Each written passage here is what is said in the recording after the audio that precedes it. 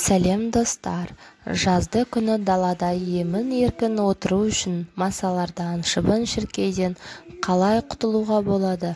Олар жоламайтын әдістер бар ма? Шіркейлер әдетте зиянсыз болғанмен, олар инвазивті және өте жағымсыз.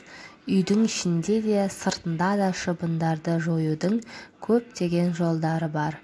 Оның ішінде тортқа қосылатын ванилин мен кез келген денеге жағатын креммен араластырып, ашық жерлеріңізге жағып қойсаңыз, ең тиімді әдіс. Шіркей де маса да жоламайтын болады. Келесі әдіс, майкене деген өсімдікті есік алдыңызға немесе үйде ыдысқа отырғызыңыз.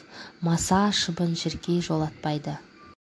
Келесі әдіс, шіркейлерді қант қоспасы да қызықтырады екен.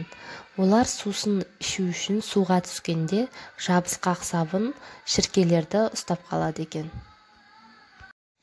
Достар, міндетті түрде каналға тіркеліп, лайк басып, комментарий жазуды ұмытпаңыз. Сіздердің пікірлеріңіз мен үшін өте маңызды. Келесі жолыққанша қош, сау болыңыздар.